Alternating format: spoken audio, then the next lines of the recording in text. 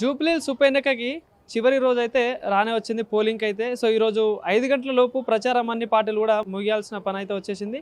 So మరి ఈ ఉప ఎన్నికలో ఏ పార్టీ గెలవబోతుందనే చర్చ అయితే జోరుగా సాగుతూ ఉంది. సో మరి దీనికి సంబంధించి మనతో పాటు మాట్లాడడానికి బీజేపీ లీడర్ జ్యోతి గారు అయితే మనతో పాటు ఉన్నారు. మేడం, ఎట్లా సాగుతుంది ప్రచారం, ఎట్లా సాగుతుంది, ప్రజల్లో ఎట్లా ఉంది స్పందన? ముందుగా జై శ్రీరామ్. స్పందన చాలా బాగుంది. ఒక 2-3 డేస్ నుండి ఆ వాతావరణం అంతా మారింది. ప్రజలలో కూడా చాలా చైతన్యం వచ్చింది. ఎందుకు కాంగ్రెస్కి వేయొద్దు, ఎందుకు బీఆర్ఎస్కి వేయొద్దు, ఎందుకు బీజేపీకి వేయాలని వాళ్ళు చాలా క్లారిటీగా ఉన్నారు. వీళ్ళందరూ అంటే మీడియా ద్వారా కొంచెము ఏంటిది బీజేపీకి 10,000 తప్ప రాదు అని భయంతో కూడుకొని అట్లా చెప్తున్నారు. యాక్చువల్గా ఏంటంటే ఏదైతే 10 సంవత్సరాల టీఆర్ఎస్ పాలనలో ఏదైతే అబద్ధపు హామీలు, అమలు కాని పథకాలతో ప్రజలను మభ్యపెట్టి మోసం చేసిన విషయం ప్రజలు గమనించి మార్పు కోసం కాంగ్రెస్కు పట్టం కట్టిండ్రు.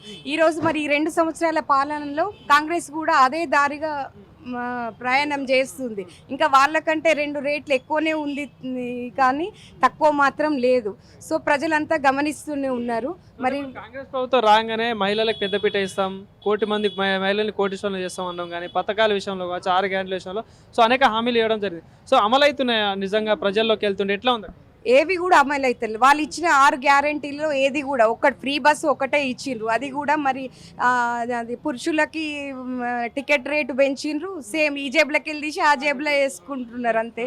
సో ఏది ఒకటి కూడా పథకాలు అమలు కాలేదు. అది ప్రజలు గమనిస్తున్నారు.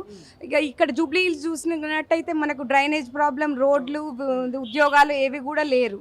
కాంగ్రెస్ ప్రభుత్వాన్ని నమ్మే ప్రసక్తే లేదని ప్రజలు గట్టిగా ఉన్నారు. సో మరి ఇక్కడ మీ అభ్యర్థి దీపక్ రెడ్డి గారు అయితే ప్రచారంలో పెద్ద స్థాయిలో పాల్గొంటా ఉన్నారు. సో ఇట్లా ఎంతవరకు ఉన్నాయి అవకాశాలు, గెలుపు అవకాశాలు ఉన్నాయి. ఏదైతే నిన్న అది రేవంత్ రెడ్డి గారు సీఎం ఒప్పుకున్నారో అది ముస్లిం అంటే కాంగ్రెస్ అంటే ముస్లిం అని, మరి హిందువులు కూడా ఆలోచనలకు వచ్చిండ్రు. దాని ద్వారా వాళ్ళే మాకు పరోక్షంగా సహాయం చేసిండ్రు బీజేపీకి. మరి ఇప్పుడు హిందువులు కూడా ఖచ్చితంగా వారు మరి బీజేపీ సైడ్ చూస్తున్నారు.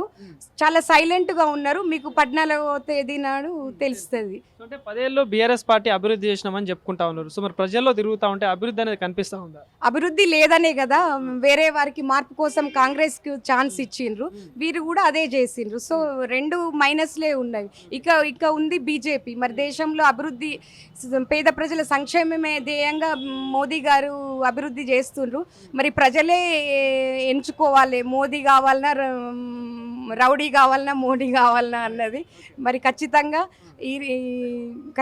బీజేపీ గెలుపు దిశలోనే ఉంది. జూబ్లీహిల్స్ ప్రజలకు ఏం చెప్పదలుచుకున్నారు? ఏం లేదు, జూబ్లీహిల్స్ నియోజకవర్గ ప్రజలకు ఒక్కటే నా విన్నపం, మీరు అభివృద్ధి కోసం ఓటేయండి. మీరు చదువుకున్నారు, చాలా మేధావులు, మీలో చైతన్యం ఉంది చాలా. కాబట్టి ఆలోచించి మరి కాంగ్రెస్కి వేస్తే ఎలా ఉంటుందో, బీఆర్ఎస్కి వేస్తే ఎలా ఉంటుందో మీరు తెలుసుకున్నారు.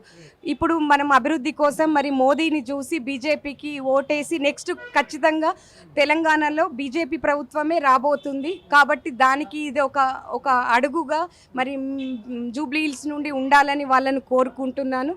తప్పకుండా వేస్తారు అన్న ఆశ ఉంది. థాంక్యూ అక్క.